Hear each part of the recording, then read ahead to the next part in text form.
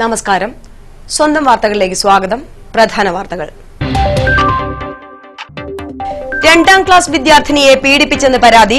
നിലമ്പൂർ ചന്തക്കുന്ന് സ്കൂളിന് മുൻപിൽ സംഘർഷം. സ്കൂൾ അധികൃതർക്കെതിരെ രക്ഷിതാക്കൾ രംഗത്ത്. കൃഷിയിടത്തിലിറങ്ങിയ ആനകളെ കാട് കയറ്റാൻ ശ്രമിക്കുന്നതിനിടെ കരുവാരക്കുണ്ടിൽ 5 പേർക്ക് പരിക്ക്. മലവാരത്തിലെ കൃഷി സംരക്ഷണത്തിന് യുവ കർഷകൻ തയ്യാറാക്കിയ ശബ്ദപ്രകാശവേലി വിജയമാകുന്നു. കാളികാവ് അടയ്ക്കാക്കുണ്ടിലെ ആബിദാണ് ചെലവ് കുറഞ്ഞ ശബ്ദപ്രകാശവേലി സ്ഥാപിച്ചത്. നിലമ്പൂർ പെരുമ്പിലാവ് സംസ്ഥാനപാതയിൽ കരുവാരക്കുണ്ട് കേരളയിൽ മണൽലോറിയും ബൈക്കും കൂട്ടിയിടിച്ച് ഒരാൾ മരിച്ചു. അടയ്ക്കാക്കുണ്ട് പാറശ്ശേരി നീരോരിക്കൽ ജോഷിയാണ് മരിച്ചത്. വാർത്തകൾ വിശദമായി. രണ്ടാം ക്ലാസ് വിദ്യാർത്ഥിനി പീഡനത്തിനിരയായെന്ന പരാതി നിലനിൽക്കുന്ന ചന്തക്കുന്ന് സ്കൂളിന് മുൻപിൽ ഇന്ന് രാവിലെയും സംഘർഷാവസ്ഥ ഉണ്ടായി. വിദ്യാർത്ഥിനി രണ്ടാം തവണയും പീഡനത്തിനിരയായ സംഭവത്തിൽ സ്കൂൾ അധികൃതരുടെ ഭാഗത്തു നിന്നും വീഴ്ച ഉണ്ടായിട്ടുണ്ടെന്ന് ആരോപിച്ച് രക്ഷിതാക്കളും നാട്ടുകാരുമടക്കം നിരവധി പേർ സ്ഥലത്ത് തടിച്ചുകൂടി. സംഭവത്തിൽ പ്രധാന അധ്യാപകനെതിരെ നടപടി വേണമെന്നാവശ്യപ്പെട്ട് നാട്ടുകാർ സ്റ്റാഫ് റൂം ഉപരോധിക്കുകയും ചെയ്തു. മാത്രമല്ല അതിനുശേഷം വീണ്ടും രണ്ടാമതും ഇവിടെ വെച്ച് ഇതേ സംഭവം വീണ്ടും ആവർത്തിക്കപ്പെട്ടിരിക്കുകയാണ്. ഈ ആവർത്തിക്കപ്പെട്ടു എന്ന് മാത്രമല്ല, ആ ആവർത്തിക്കപ്പെട്ടതിന് ശേഷം ഈ പറയുന്ന ആളെ വിളിച്ചു സംസാരിച്ചു എന്നല്ലാതെ അതിശക്തമായ നടപടിക്രമങ്ങളുമായി മുന്നോട്ട് പോകാൻ കഴിഞ്ഞിട്ടില്ല പോലീസിന്. ആ ബോധ്യത്തിന്റെ അടിസ്ഥാനത്തിലാണ് ഇന്നലെ നിലമ്പൂരിലെ ചന്തക്കുള്ള മുഴുവൻ ജനങ്ങളും പോലീസ് സ്റ്റേഷനിലേക്ക് മാർച്ച് ചെയ്യുകയും ആ മാർച്ചിന് ശേഷം അവിടെ നിന്ന് ചർച്ചയിൽ കൃത്യമായി ഇപ്പോൾ തന്നെ ഈ പറഞ്ഞ ആളുകളെ അറസ്റ്റ് ചെയ്ത് ചോദ്യം ചെയ്യണമെന്ന് പറഞ്ഞത് അത് ഇന്നലെ തന്നെ അറസ്റ്റ് ചെയ്ത് അതിന്റെ ചോദ്യം ചെയ്യൽ നടപടികൾ അവിടെ തുടരുകയാണ്. അറസ്റ്റ് ചെയ്ത ആൾക്ക് കസ്റ്റഡിയിൽ വിട്ടിട്ടില്ല. ഏതൊരറ്റം വരെ അതിന്റെ നടപടികൾ സ്വീകരിക്കാൻ ഏതൊരറ്റം വരെ ഇതിൽ ഒരു രാഷ്ട്രീയമില്ല. ഇത് നിലമ്പൂരുള്ള ഒരു കുട്ടിയുടെ മാത്രം പ്രശ്നമല്ല. നിലമ്പൂരുള്ള കേരളത്തിലുള്ള സാധാരണക്കാരായ LP സ്കൂളിൽ പഠിക്കുന്ന രണ്ടാം ക്ലാസ്സിൽ പഠിക്കുന്ന 6 വയസ്സ് മാത്രം പ്രായമായ ഒരു കുട്ടിയെ പീഡിപ്പിക്കപ്പെടുന്ന അവസ്ഥ ഇനി മറ്റൊരു കുടുംബത്തിലും ഉണ്ടാവാൻ പാടില്ല. രക്ഷിതാക്കളും നാട്ടുകാരും ഉൾപ്പെടെയുള്ളവരാണ് ഇവിടെ തടിച്ചുകൂടിയത്. നിലമ്പൂർ പോലീസും സ്ഥലത്ത് കാവലുണ്ടായിരുന്നു. ആദ്യ തവണ പീഡനത്തിനിരയായ കുട്ടി രണ്ടാം തവണയും പീഡിപ്പിക്കപ്പെട്ട സംഭവത്തിൽ സ്കൂൾ അധികൃതരുടെ ഭാഗത്തുനിന്ന് വൻ വീഴ്ച ഉണ്ടായിട്ടുണ്ടെന്ന് നാട്ടുകാർ ആരോപിച്ചു. സ്കൂളിലെ പ്രധാന അധ്യാപകനെതിരെ നടപടി വേണമെന്ന് ആവശ്യപ്പെട്ട് സ്റ്റാഫ് റൂം ഉപരോധിക്കുകയും ചെയ്തു. സംഭവവുമായി ബന്ധപ്പെട്ട് വിവിധ പരാതികളും ആവശ്യങ്ങളുമായാണ് നാട്ടുകാർ മുന്നോട്ട് വന്നത്. നഗരസഭാ ചെയർമാനും സ്കൂൾ PTA പ്രസിഡന്റും ഉൾപ്പെടെയുള്ളവർ ഇടപെട്ട് ഉച്ചയ്ക്ക് 12 മണിക്ക് PTA എക്സിക്യൂട്ടീവ് യോഗം ചേരാമെന്നും അതിൽ തീരുമാനങ്ങൾ കൈക്കൊള്ളാമെന്നും ഉറപ്പു നൽകിയതിനെ തുടർന്ന് ജനം തിരിഞ്ഞുപോയി. ഉച്ചയ്ക്ക് 12 മണിയോടെ തന്നെ നാട്ടുകാർ സ്കൂൾ ഗേറ്റിന് മുന്നിൽ വീണ്ടും തടിച്ചുകൂടി. ബന്ധപ്പെട്ട ചിലർ എത്തുവാൻ വൈകിയത് കാരണം യോഗം 12:30 തുടങ്ങാമെന്ന തീരുമാനത്തിലായിരുന്നു അധികൃതർ. ഇത് നാട്ടുകാരെ വീണ്ടും ചൊടിപ്പിച്ചു. PTA എക്സിക്യൂട്ടീവ് വിളിക്കാൻ പറഞ്ഞു. PTA എക്സിക്യൂട്ടീവ് ഇന്ന് 12:30 കൂടാമെന്നാ പറയാം. 12:30 പറയാനുള്ള കാരണം PTA പ്രസിഡന്റ് ഒരു ജോലിക്കാരനാണ്. അദ്ദേഹത്തിന് ഇവിടെ പോസ്റ്റ് ഓഫീസിൽ ജോലി ചെയ്യുന്ന ആളാണ്. അപ്പൊ അദ്ദേഹം പറഞ്ഞു അദ്ദേഹത്തിന് പോയി വരുന്നെങ്കിൽ 12:30 ആവും. അതുകൊണ്ടാണ് 12:30 PTA എക്സിക്യൂട്ടീവ് യോഗം വെക്കാൻ കാരണം. അല്ലാതെ ഒന്നും പബ്ലിക്കിന്റെ ഇടയിൽ നിന്നും മറച്ചു വെക്കാനോ അതിൽ അങ്ങനത്തെ യാതൊരു പ്രശ്നങ്ങളും ഇവിടെ ഇല്ല. പോലീസ് സ്കൂളിന്റെ ഗേറ്റ് അടച്ചിട്ടിരുന്നുവെങ്കിലും അത് തള്ളി തുറന്ന് നാട്ടുകാർ സ്കൂളിൽ പ്രവേശിച്ചു.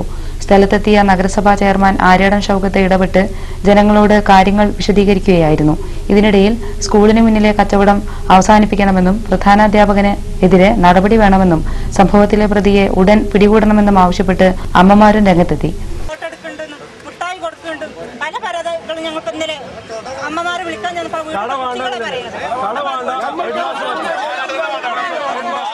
സ്ത്രീകൾ പറഞ്ഞ 3 കാര്യങ്ങൾ. ഒന്ന്, ഈ പറഞ്ഞ എഡ്വാൻസ് ഈ സംവിധാനം ഇവിടെ വേണ്ട. 2, അവർ പറഞ്ഞ തൊട്ടടുത്ത കടയിൽ ഈ കുട്ടികളെ പീഡിപ്പിക്കുന്ന നിരന്തരമായി പീഡിപ്പിക്കുന്ന പ്രക്രിയ തുടങ്ങിയിട്ട് കുറെ കാലങ്ങളായി. അത് അവസാനിപ്പിക്കണം. 3ാമത്തെ കാര്യം പറഞ്ഞത് പിന്നെ ഈ പ്രതിയെ ഉടൻ അറസ്റ്റ് ചെയ്യണം. പ്രശ്നങ്ങൾ അനുഭാവപൂർവ്വം പരിഹരിക്കാമെന്ന ഉറപ്പിന്മേൽ PTA എക്സിക്യൂട്ടീവ് യോഗം ചേർന്നു. യോഗത്തിൽ ചെയർമാനു പുറമെ AEO ചന്ദ്രൻ, നിലമ്പൂർ SI സുനിൽ പുളിക്കൽ, PTA ഭാരവാഹികൾ, ജനപ്രതിനിധികൾ തുടങ്ങിയവർ പങ്കെടുത്തു. പ്രതിയെ ഉടൻ പിടികൂടുവാനുള്ള നടപടികൾ ഉണ്ടാകുമെന്ന് SI സുനിൽ പുളിക്കൽ പറഞ്ഞു. പ്രധാനാധ്യാപകനെതിരെ പരാതി ലഭിച്ചാൽ അത് DDക്ക് കൈമാറുമെന്ന് AEO മുന്നറിയിപ്പ് നൽകി. പ്രദേശത്തെ കച്ചവട സ്ഥാപനത്തിനെതിരെ നടപടിയെടുക്കുമെന്ന് യോഗം ഉറപ്പു നൽകി. വിശദമായി കാര്യങ്ങൾ തീരുമാനിക്കുവാൻ ഈ മാസം 22-ന് യോഗം ചേരുവാനും തീരുമാനിച്ചു. യോഗം പിരിച്ചുവിട്ടതിനെ തുടർന്നും പരിസരം വിട്ടുപോകാതെ റോഡ് ഉപരോധിക്കുവാൻ ശ്രമിച്ച നാട്ടുകാരെ പോലീസ് വിരട്ടിയോടിക്കുകയായിരുന്നു. കരുളായി മുസ്ലിം ലീഗ് പഞ്ചായത്ത് സമ്മേളനം സംഘടിപ്പിച്ചു. സംസ്ഥാന ജനറൽ സെക്രട്ടറി KPA മജീദ് സമ്മേളനം ഉദ്ഘാടനം ചെയ്തു.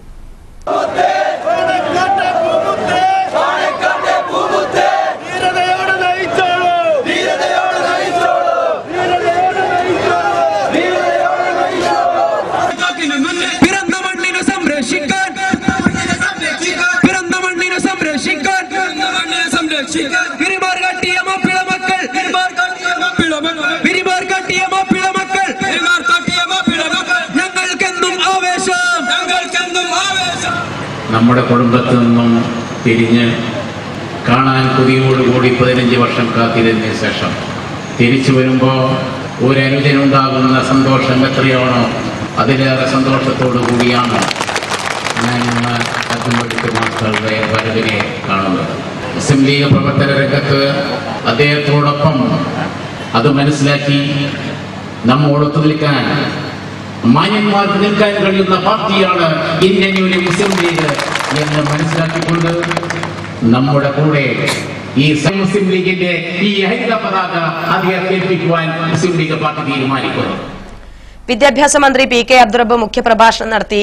പല പ്രധാന വ്യക്തികളും ഈ സംഘടനയ്ക്കെതിരായി രംഗത്ത് വന്നു. പക്ഷെ അപ്പോഴൊക്കെ തന്നെ അതെല്ലാം അല്പായുസുകളായി കേരള രാഷ്ട്രീയത്തിന്റെ ശ്മശാന ഭൂമിയിൽ മറമാടപ്പെടുകയാണ്. നമുക്കെതിരായി വന്ന എല്ലാ പ്രസ്ഥാനങ്ങളെയും എല്ലാ വ്യക്തികളെയും അവരൊക്കെ ഇന്ന് എവിടെ ജീവിച്ചിരിക്കുന്നവരായിട്ടുള്ള ആളുകളും ഇന്ന് എവിടെ എത്തി നിൽക്കുന്നു എന്നുള്ളത് നമ്മൾ കാണുന്ന സത്യമാണ്. അതൊക്കെ ചരിത്രത്തിന്റെ ഭാഗമാണ്. നടത്തി EK അസൈനാർ അധ്യക്ഷത വഹിച്ചു. Manjalamkuzhi Ali MLA, advocate M Rahmathulla, advocate KC Ashraf, KT Kunhan, P Khalid, PV Abdul Wahab, Ismail Moothedam, PAK Thangal, TP Ashraf Ali, TP Siddique, K Nasar, M Shafi, KT Saidalavi, TK Abdullakutty, KP Naseer, Shalikh Sherif എന്നിവർ പ്രസംഗിച്ചു.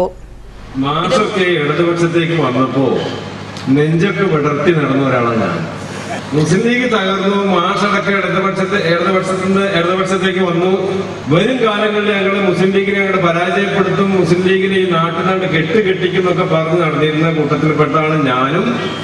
ഇവിടെ ഇരിക്കുന്ന നമ്മുടെ റഹ്മത്തുള്ളയും അതുപോലെ തന്നെ പിന്നിലിരിക്കുന്ന അഷ്റഫും ഒക്കെ ഞങ്ങളുടെ തെറ്റ് മനസ്സിലാക്കിക്കൊണ്ടാണ് വേറെ ഒരു കണ്ടീഷനും ഇല്ലാതെ ഞങ്ങൾ ഇന്ത്യൻ യൂണിയൻ മുസ്ലിം ലീഗിലേക്ക് വന്നത്.